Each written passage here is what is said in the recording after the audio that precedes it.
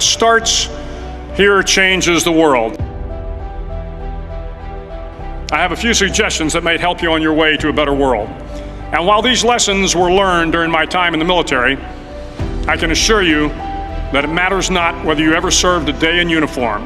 It matters not your gender, your ethnic or religious background, your orientation, or your social status.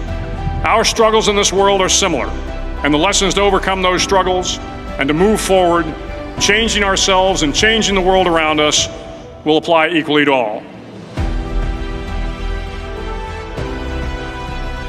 So here are the 10 lessons I learned from basic SEAL training that hopefully will be of value to you as you move forward in life. Every morning in SEAL training, my instructors, who at the time were all Vietnam veterans, would show up in my barracks room, and the first thing they'd do was inspect my bed. If you did it right, the corners would be square, the covers would be pulled tight, the pillow centered just under the headboard, and the extra blanket folded neatly at the foot of the rack. It was a simple task, mundane at best, but every morning we were required to make our bed to perfection. It seemed a little ridiculous at the time, particularly in light of the fact that we were aspiring to be real warriors, tough, battle-hardened SEALs. But the wisdom of this simple act has been proven to me many times over. If you make your bed every morning, you will have accomplished the first task of the day. It will give you a small sense of pride, and it will encourage you to do another task, and another, and another. And by the end of the day, that one task completed will have turned into many tasks completed. Making your bed will also reinforce the fact that the little things in life matter. If you can't do the little things right, you'll never be able to do the big things right. And if by chance you have a miserable day, you will come home to a bed that is made, that you made. And a made bed gives you encouragement that tomorrow will be better. So if you want to change the world, start off by making your bed.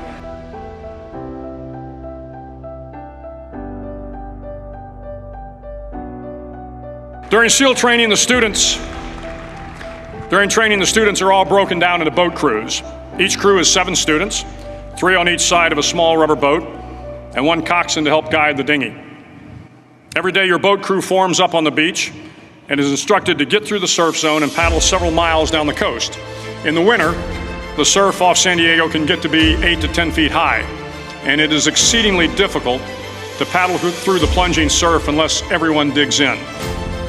Every paddle must be synchronized to the stroke count of the coxswain.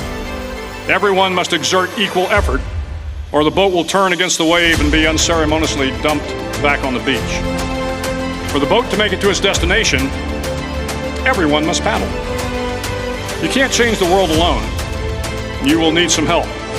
And to truly get from your starting point to your destination takes friends, colleagues, the goodwill of strangers, and a strong coxswain to guide you. If you want to change the world, find someone to help you paddle. Over a few weeks of difficult training, my SEAL class, which started with 150 men, was down to just 42. There were now 6 boat crews of 7 men each. I was in the boat with the tall guys, but the best boat crew we had was made up of the little guys, the Munchkin crew we called them. No one was over 5'5". The Munchkin boat crew had 1 American Indian, 1 African American, 1 Polish American, 1 Greek American, 1 Italian American, and 2 tough kids from the Midwest. They out-paddled, outran, and outswam all the other boat crews. The big men in the other boat crews would always make good-natured fun of the tiny little flippers the Munchkins put on their tiny little feet prior to every swim. But somehow these little guys from every corner of the nation and the world always had the last laugh, swimming faster than everyone and reaching the shore long before the rest of us. SEAL training was a great equalizer. Nothing mattered but your will to succeed, not your color, not your ethnic background, not your education, not your social status. If you want to change the world, measure a person by the size of their heart, not by the size of their flippers. Several times a week, the instructors would line up the class and do a uniform inspection. It was exceptionally thorough. Your hat had to be perfectly starched, your uniform immaculately pressed, your belt buckle shiny and void of any smudges. But it seemed that no matter how much effort you put into starching your hat or pressing your uniform or polishing your belt buckle, it just wasn't good enough. The instructors would find something wrong. For failing the uniform inspection, the student had to run, fully clothed, into the surf zone. Then wet from head to toe, roll around on the beach until every part of your body was covered with sand. The effect was known as sugar cookie. You stayed in the uniform the rest of the day, cold, wet, and sandy. There were many a student who just couldn't accept the fact that all their efforts were in vain, that no matter how hard they tried to get the uniform right, it went unappreciated. Those students didn't make it through training. Those students didn't understand the purpose of the drill. You were never going to succeed. You were never going to have a perfect uniform. The instructors weren't going to allow it. Sometimes, no matter how well you prepare or how well you perform, you still end up as a sugar cookie. It's just the way life is sometimes. If you want to change the world, get over being a sugar cookie and keep moving forward. Every day during training, you were challenged with multiple physical events: long runs, long swims, obstacle courses, hours of calisthenics, something designed to test your mettle. Every event had standards, times you had to meet. If you failed to meet those times, those standards, your name was posted on a list, and at the end of the day, those on the list were invited to a circus. A circus was 2 hours of additional calisthenics, designed to wear you down, to break your spirit, to force you to quit. No one wanted a circus. A circus meant that for that day, you didn't measure up. A circus meant more fatigue, and more fatigue meant that the following day would be more difficult and more circuses were likely. But at some time during SEAL training, everyone made the circus list. But an interesting thing happened to those who were constantly on the list. Over time, those students who did 2 hours of extra calisthenics got stronger and stronger. The pain of the circuses built inner strength and physical resiliency. Life is filled with circuses. You will fail. You will likely fail often. It will be painful. It will be discouraging. At times, it will test you to your very core. But if you want to change the world, don't be afraid of the circuses. At least twice a week, the trainees were required to run the obstacle course. The obstacle course contained 25 obstacles, including a 10-foot wall, a 30-foot cargo net, a barbed wire crawl, to name a few. But the most challenging obstacle was the slide for life. It had a 3-level, 30-foot tower at one end and a 1-level tower at the other. In between was a 200-foot long rope. You had to climb the 3-tiered tower, and once at the top, you grabbed the rope, swung underneath the rope, and pulled yourself hand over hand until you got to the other end. The record for the obstacle course had stood for years when my class began in 1977. The record seemed unbeatable until one day a student decided to go down the slide for life head first. Instead of swinging his body underneath the rope and inching his way down, he bravely mounted the top of the rope and thrust himself forward. It was a dangerous move, seemingly foolish and fraught with risk. Failure could mean injury and being dropped from the course. Without hesitation, the student slid down the rope perilously fast. Instead of several minutes, it only took him half that time. And by the end of the course, he had broken the record. If you want to change the world, sometimes you have to slide down the obstacles head first. During the land warfare phase of training, the students are flown out to San Clemente Island, which lies off the coast of San Diego. The waters off San Clemente are a breeding ground for the great white sharks. To pass SEAL training, there are a series of long swims that must be completed. One is the night swim. Before the swim, the instructors joyfully brief the students on all the species of sharks that inhabit the waters off San Clemente. They assure you, however, that no student has ever been eaten by a shark, at least not that they can remember. But you are also taught that if a shark begins to circle your position, stand your ground. Do not swim away. Do not act afraid. And if the shark, hungry for a midnight snack, darts towards you, then summons up all your strength and punch him in the snout, and he will turn and swim away. There are a lot of sharks in the world. If you hope to complete the swim, you will have to deal with them. So if you want to change the world, don't back down from the sharks. As Navy SEALs, one of our jobs is to conduct underwater attacks against enemy shipping. We practice this technique extensively during training.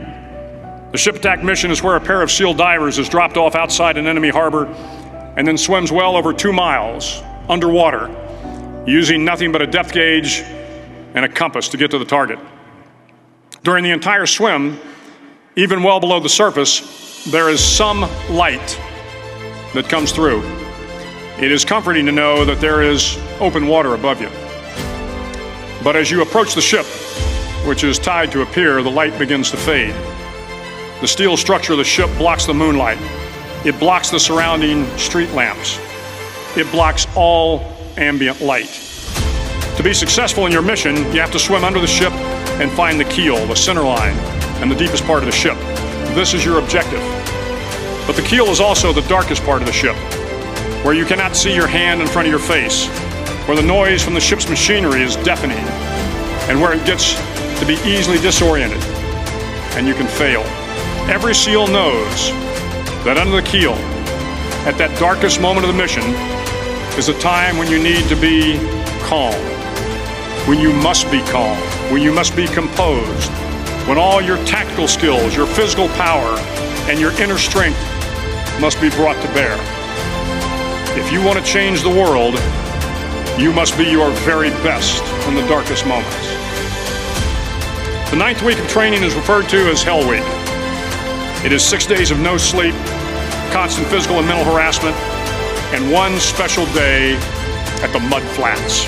The Mud Flats are an area between San Diego and Tijuana where the water runs off and creates the Tijuana Sloughs, a swampy patch of terrain where the mud will engulf you. It is on Wednesday of Hell Week that you paddle down in the mud flats and spend the next 15 hours trying to survive the freezing cold, the howling wind, and the incessant pressure to quit from the instructors.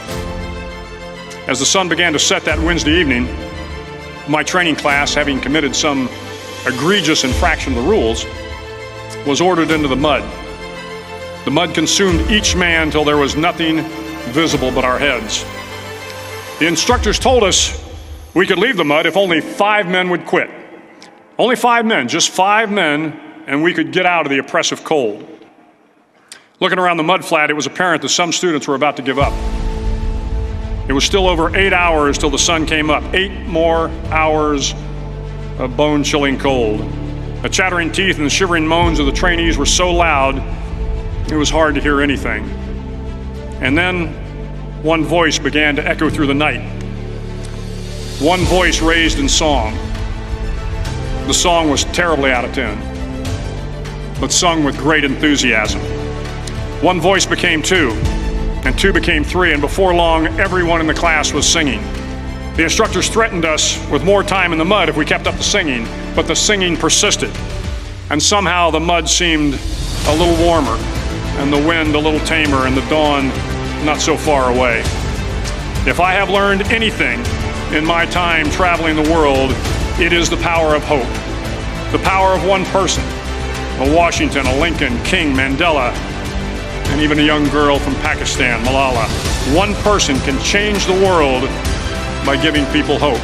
So if you want to change the world, start singing when you're up to your neck in mud. Finally, in SEAL training, there's a bell.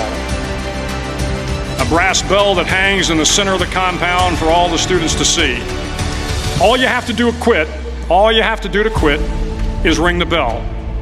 Ring the bell, and you no longer have to wake up at 5 o'clock. Ring the bell, and you no longer have to be in the freezing cold swims.